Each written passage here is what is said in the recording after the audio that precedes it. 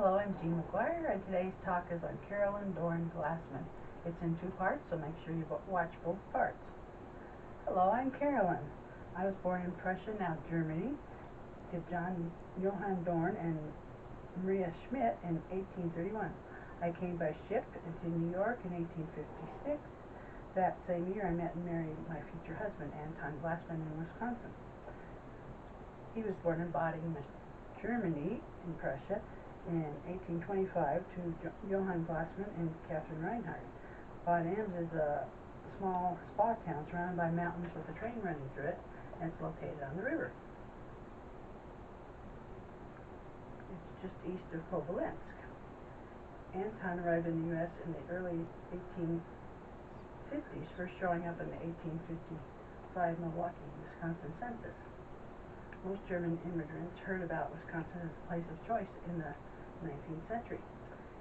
He sailed into New York Harbor from Bremerton, Germany, aboard the ship Rhine, and then he went up the Hudson River to Erie Canal, followed by a trip through the Great Lakes to Wisconsin.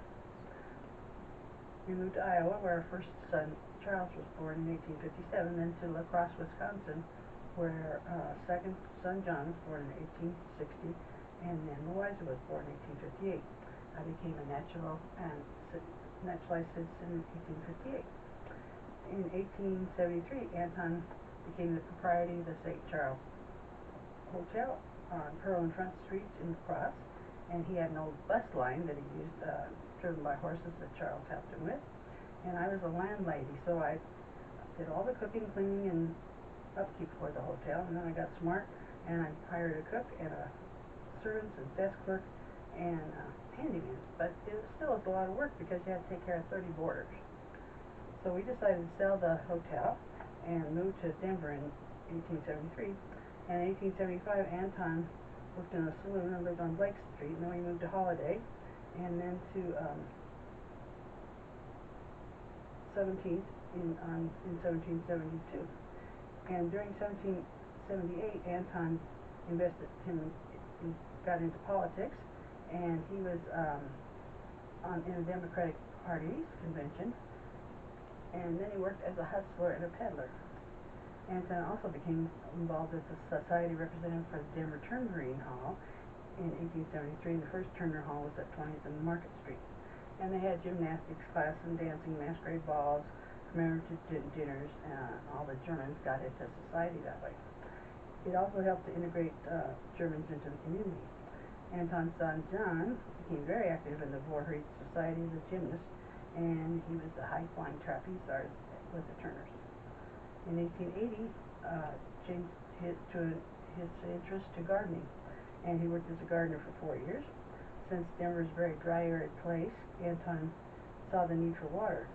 Banner headlines in 1885 proclaimed Anton's success in finding artesian wells 285 feet deep, flowing a pure stream of cold water. He was jubilant in his success. He got to have small reservoirs on this ample garden surrounding his beautiful residence, and he got trout, carp, and other fish in the ponds. His plans for the future were to get a much larger tract of land further out, putting to use the good-sized artesian well, and having a lake which would go into the fish and a big business on a large scale. Surprisingly, these are the wells still in use by the Brown Palace Hotel today. So if you go to the Brown Palace, you can get a drink of Anton's water. So Anton began searching for a ranch for his land to homestead in the mountains west of Schaefer's Crossing and Highway 285 in Park County, along the south banks of Elk Creek. And over the land stands the towering Lion's Head rocky face mountain. Anton named his ranch Lion's Head Ranch. We settled the land in 1885 using the knowledge that he had for gardening. He had crops of hay, and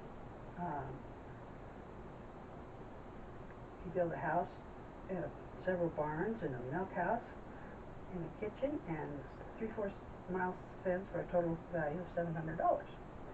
He built a large root cellar and made the other side of the creek, he had potatoes and produce. And surprisingly, he did all this work when he was only 60 years old. He kept his dream of the fish pond alive by diverting the water from Elk Creek to the pond, and he planted little tiny spruce trees, which now are giants. He created the Glasmann irrigation ditch on his property to bring more water from Elk Creek for his oats and hay. And our farm with its whitewashed dwellings and farm was the most extensive and picturesque in the county. So this is the end of part 2. Please like and share this video. And if you want to contact me, you can contact me at Jean@mylegacywomen.com. Thank you, and please watch part 2. Thank you.